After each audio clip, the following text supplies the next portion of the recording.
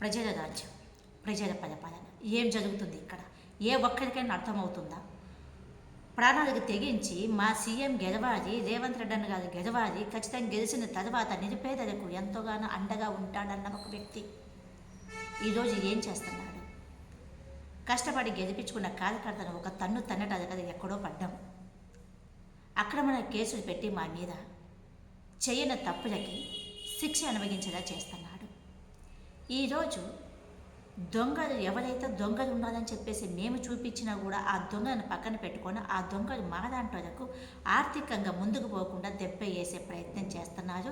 మమ్మల్ని బెదిరించడం, మమ్మల్ని ఆదరించడం, ఇంకా మాకు ఏమైనా కూడా ఏ వ్యక్తుల మీద అయితే మేము కేసు పెట్టి పలానా వ్యక్తి ఈ కబ్జా చేశాడు, పలానా వ్యక్తి మీద మేము పోరాడుతున్నాం, వాళ్ళే కారణం ఈరోజు ప్రజల ముందు మేము చెప్తున్నాం.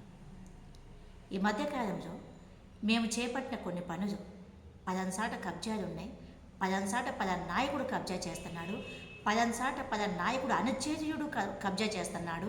ఇదంతా కాంగ్రెస్కు సంబంధించిన ఈ నాయకుడు చేసే పనులు ఇవి. ఇది తప్పు. మీరు కాంగ్రెస్ నాయకుడు నిజమైన నాయకుడు ఉంటే, నిజంగానే ప్రజల కోసం మేము సేవ చేసింటే మాకు ఫోన్ చేయండి. ఈ దొంగలను మీ చేతికి అప్పచెప్తాం. మీకు ఏ కాస్త ధైర్యం ఉంటే ఈ దొంగలను తీసి పడేయండి, సస్పెండ్ చేయండి అంటే ఒక్కరన్నా ముందుకు వచ్చినారా?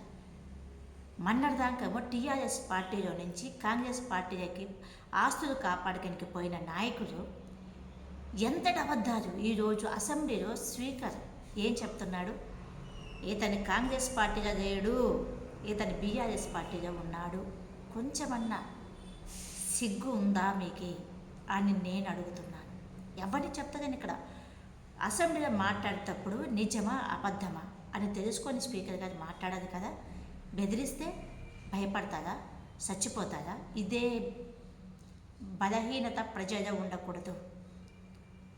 నేను సైతం నా దేశాన్ని కాపాడుకోవాలి, నేను సైతం నా గడ్డని నేను కాపాడుకోవాలి, తెలంగాణ గడ్డ నాది అన్న ఎవరైతే దేశ పౌరులు ఉన్నారో, ఎవరైతే నిజంగా దేశానికి మేము ఒక సైనికంగా పనిచేస్తాం అనుకుంటున్నారో, ఎవరైతే మా తెలంగాణ గడ్డ కబ్జా పాలు కాకూడదు, మా తెలంగాణ గడ్డ నిరుపేదలకు దక్కాలి అని యథార్థమైన ఒక ఆలోచనతో ముందుకు వస్తారో మా ఫోన్ నెంబర్ ఇస్తున్నాం, మాకు ఫోన్ చేయండి.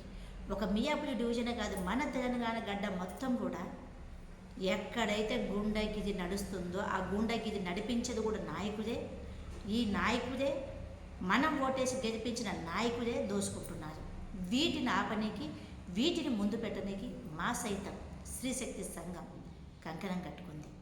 మాకు ఎవడు బెదిరించినా, ఎవడు అదిరించినా, ఎవడు భయపట్టించినా భయం అనేది మాలో ఉండదు. ఎందుకంటే ఒకటే రాకడా, ఒకటే పోకడా, ఇది మేము ఆలోచించినాం. మీరు ఎవడు ఆలోచించినాడో నిర్ణయించుకోండి. ఉంటాం.